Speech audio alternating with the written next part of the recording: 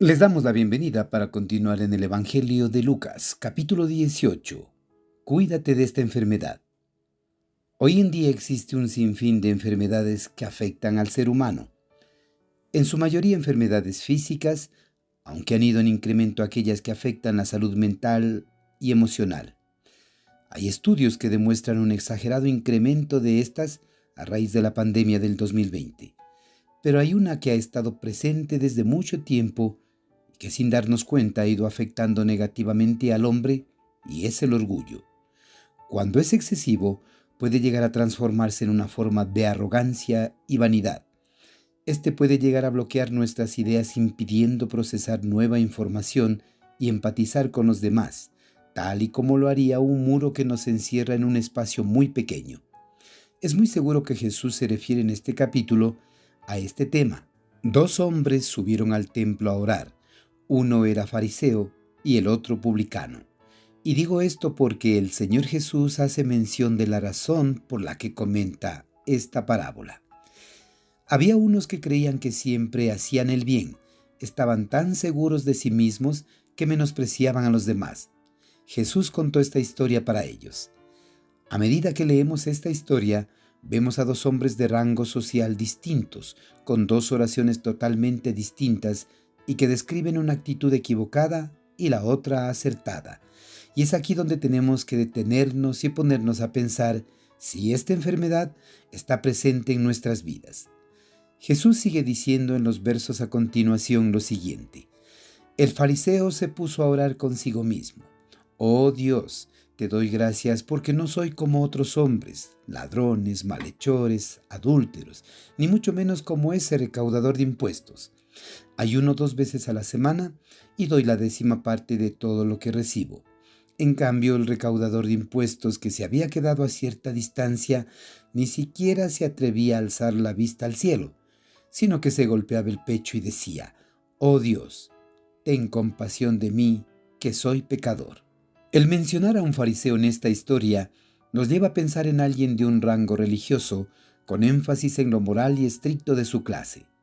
Nos deja ver su costumbre por la oración o dedicación al templo y a las leyes impuestas por su grupo religioso. Inclusive estando por encima de estas mismas, dice que ayunaba 2 veces por semana, cuando su costumbre exigía 1 vez al año que lo hiciera. Algo loable, pero tristemente, y sin darse cuenta, enfermo de orgullo y vanagloria. Creo que aquí el Señor quiere que nos demos cuenta de varias cosas para librarse de ella. La humildad. Quizás parezca algo tonto, pero el hecho de que podamos en primer lugar buscar a Dios con sinceridad, ir al templo a orar para Dios y no para nosotros mismos, comienza a hacer la diferencia.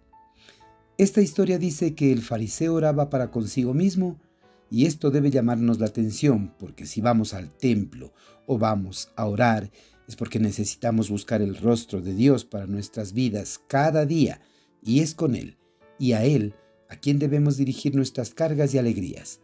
Y otro punto que podemos resaltar aquí es la no comparación con otros y reconocer a aquel que justifica y que es dueño de lo que tenemos. Sin duda alguna, no hay nada tan preocupante que el orgullo manifestado en alguien. Y más impresionante es saber que el Señor Jesús condena en un solo versículo el tratamiento para esta enfermedad. El cobrador de impuestos, en cambio, se quedó un poco más atrás. Ni siquiera se atrevía a levantar la mirada al cielo, sino que se daba golpes en el pecho y decía: Dios, ten compasión de mí, perdóname por todo lo malo que he hecho. Humildad, humildad y más humildad. Quizás te estés preguntando cómo hacer para salirte de ella, o mejor aún, cómo no caer en el orgullo. Aquí está la solución: que podamos acercarnos a aquel que perdona nuestros pecados y transforma nuestras vidas para bien. Él es Jesús. No sé cuál sea tu razón para no estar seguro de tener a Jesús en tu vida y tener una vida de humildad. Lo que sí puedo decirte es que hoy es un día de oportunidad. Recuerda que no estás solo.